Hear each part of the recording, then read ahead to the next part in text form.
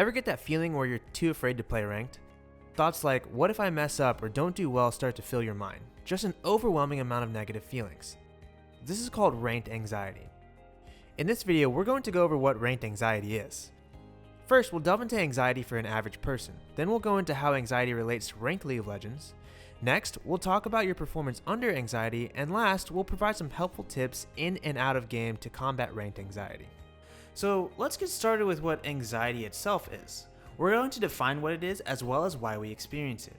So what is anxiety? Anxiety is the feeling of worry as a lot of us would describe it, because worry and anxiety are highly correlated. How else would you describe this anxiety? It's also described as fearfulness. We normally do not associate anxiety with fear, but it's important because neuroscientifically, their pathways to the brain are related. Fear is actually a good and useful response that we need and use to survive.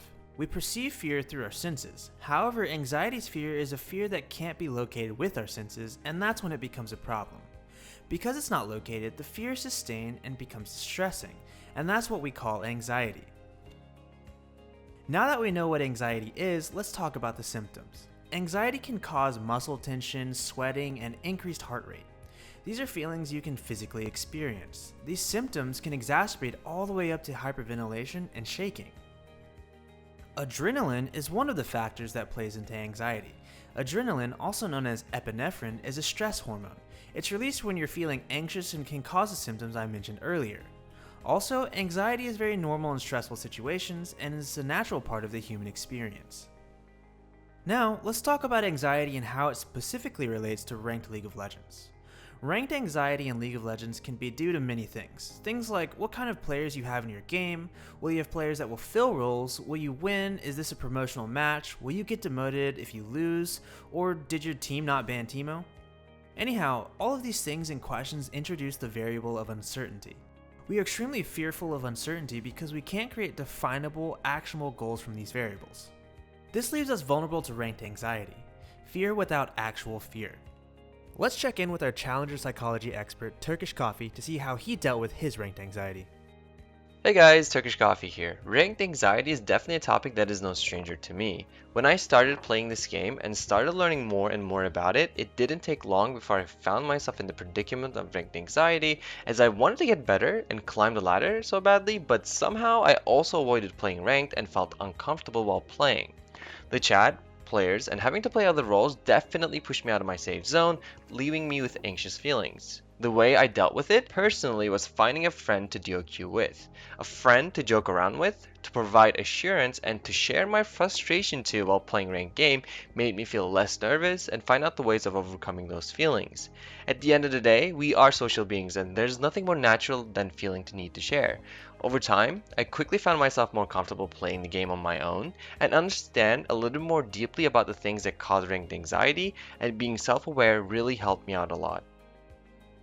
Next, let's take a look at how anxiety can affect your performance in League of Legends. Anxiety has both physiological and psychological effects on your body. So far, we talk about anxiety being that very bad thing, and that still holds to be true. But when someone walks up to you and talks about having anxiety, our default thought is, this person has a high level of anxiety. However, as humans, we don't really try to quantify it. That's why we simply say anxiety rather than high amount of anxiety, because it already has a negative connotation to it. What I mean by that is there's an optimal anxiety level that is actually good for performance. You don't want to have high levels of anxiety, but you also don't want to have low levels of anxiety.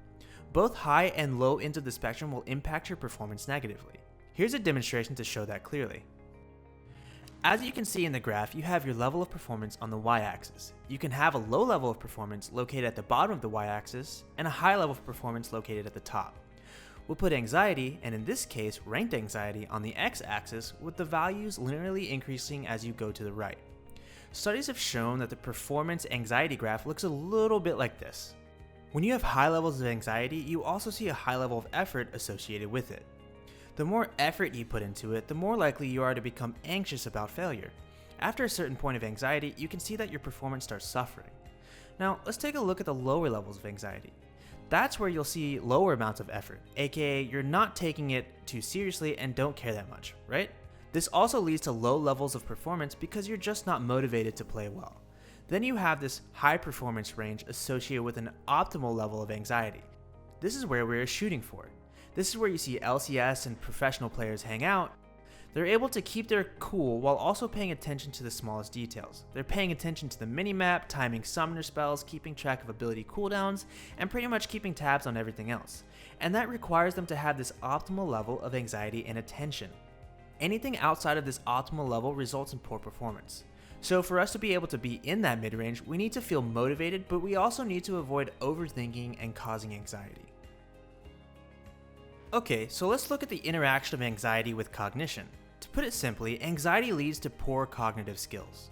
When you feel anxious, your attention, memory, etc. suffer.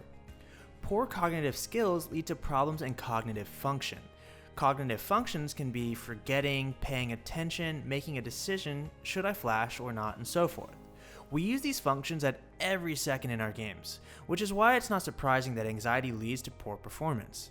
These problems in return cause more anxiety, so we basically have this never-ending loop to deal with.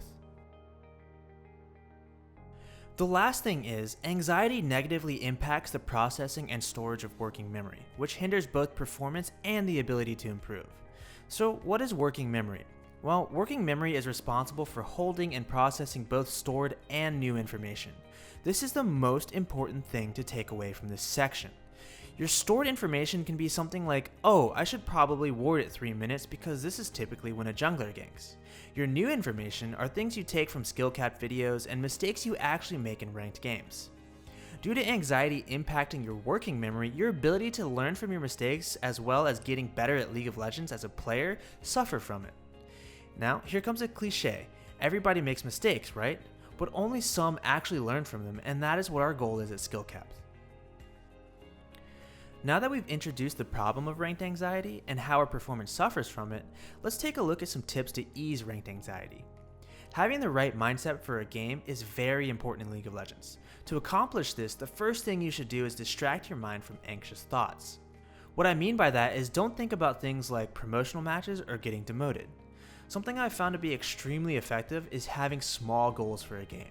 Goals like, see if you can pull off that combo you just learned.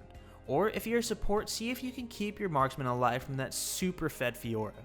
See if you can come back from that first blood on an invade. Basically, make the ranked game both a learning and joyful experience for yourself. The second thing also relates to this. Think of ranked as a way to challenge yourself and not competition. But simply said, learn to have fun even in ranked.